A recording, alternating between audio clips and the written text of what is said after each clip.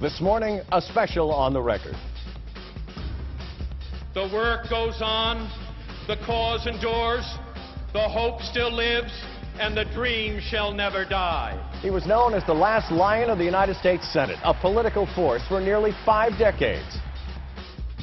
The work begins anew. The hope rises again, and the dream lives on. And now 6 years after his death, a new tribute to the late Senator Ted Kennedy.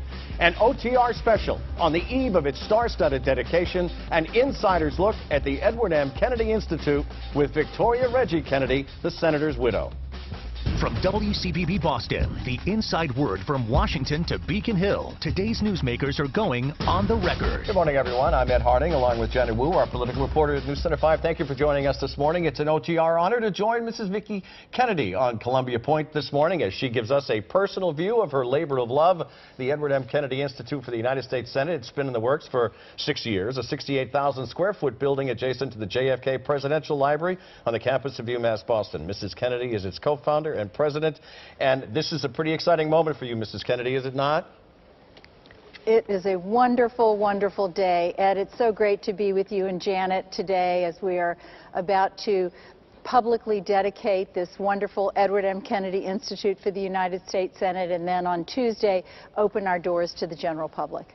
Now, I know that today is a very big day and there's going to be sort of a star-studded dinner tonight, but tomorrow is really the big day. And I think a lot of people want to know, what is the most important difference between the EMK Institute and the JFK Library, which is right next door? Well, the JFK Library and JFK Library Museum is about President Kennedy. And it's about his presidency. It's a tribute to him, to the man. It is a beautiful and wonderful place right here on Columbia Point. The Edward M. Kennedy Institute for the United States Senate isn't about one man. It's about the United States Senate. It's about the nearly 2,000 men and women who have served in the Senate, and it's about the men and women whom we hope will serve in the Senate in the future. Teddy's plan always was to inspire new generations to love the Senate as much as he did. You know, he loved the Senate, and he revered public service, and he wanted to make a difference. And that's really what this place is about. It's inspiring new generations to get involved in the civic life of their community and to want to make a difference, and hopefully even to want to run for the United States Senate. Among the folks who Janet just mentioned, it'll be a big weekend, night, day tomorrow. Among those who will be attending the official opening tomorrow, the President, the Vice President, the Secretary of State John Kerry, Senator John McCain, from all political spectra. They're all speaking tomorrow. That says a lot about your late husband, doesn't it? It certainly does. And we're really pleased also to have our own senators, Senator Warren, Senator Markey, our governor, Governor Baker, our mayor, Mayor Walsh, and the dignitaries from UMass and UMass Boston and on and on. It does say a lot about Teddy, because he brought people together. Right. That's what he did so wonderfully. He forged agreement with people. He found that common ground. But he was just a likable person who knew how to reach out to people. That's the point. The irony is not much Congress can't agree on much right now. They can't even agree on what day it is, but yet it's so different from when your husband was in there. Well, what's so exciting and what we're seeing already, because we've had lots of school groups through here, and this was really the idea for the behind the Institute, is that we're seeing young people walk into this recreation of the Senate chamber and feel that sense of awe and feel that sense of history, even if they don't know all about that history quite yet, but they know that this is a special place. And they have the chance, through a simulated Senate experience that we have created, to become senators and to pass legislation and to reach across the aisle, to use the greatest, newest technology to do research, but to look at each other in the eye, to find common ground, to forge agreement. And it's really exciting to watch them in a fast-paced, lively exercise pass legislation. I have to ask you, Mrs. Kennedy, I'm sure you've thought about it quite a bit in recent months, especially as you're leading up to the opening of this institute. What do you imagine your husband would have said or done if he had been in Washington earlier this month when 40 Republicans sent a letter to Iran telling them not to negotiate with the President of the United States. You know, Janet, I never, ever have said what I think Teddy would do or would have said. I don't feel that that's appropriate for me to do. But I know what he cared about. I know what he did. And he was always about trying to find, even in his most, with his views and his principles and never compromising them, always trying to see how we can move the ball forward, how we can keep moving forward. And I think that's what he was always about.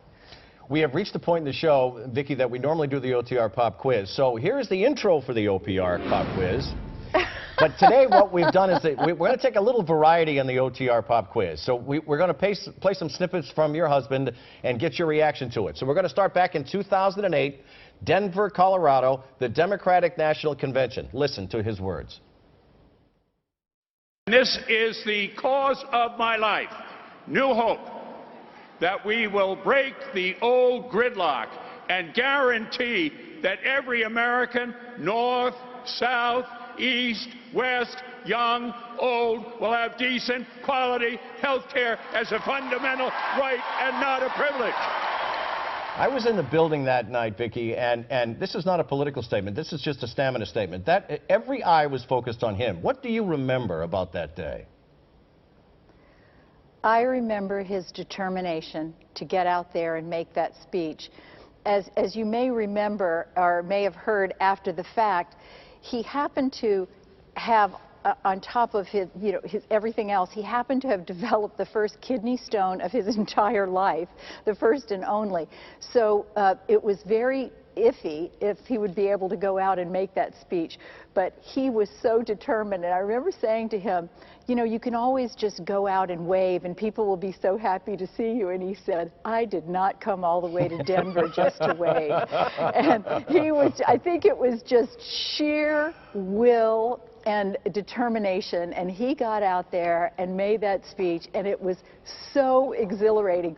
And he didn't want to leave. I also remember that after he gave the speech, he did not want to leave the auditorium.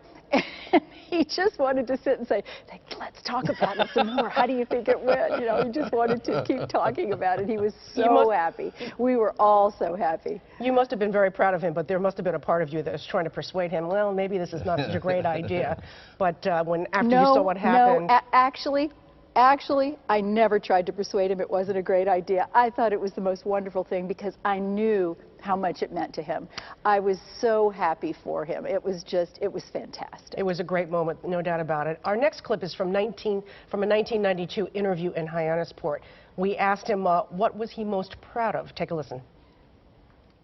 The battle on civil rights and the battles against discrimination in all different forms and shape. I think the battle for working men and women, and I think probably my children. Now that was 1992. What do you think he would have added to that list since then? I think that's what he felt always. He continued to believe. I think his children were always, in his mind, his greatest legacy. It's what he cared about the most, and family. You see that if you go into his office, which we have here at the Institute. We've recreated and preserved his office, which is something he never anticipated that we would do. And what you see on the walls are is his family. No awards, nothing like that, but it's just a man who deeply loved his family, and he adored his children, and that was the #1 thing. But civil rights, he always felt that civil rights was the great unfinished business of America. He said that so many times, that it was something we were constantly to work on and constantly to perfect, that we'd made progress, but we would always have progress to make. Vicki Kennedy. And I believe that's what he would have continued to say. Vicki Kennedy is our guest on OTR this morning, and we'll take a tour of that very room she's in. She can explain it as we continue. Stay with us.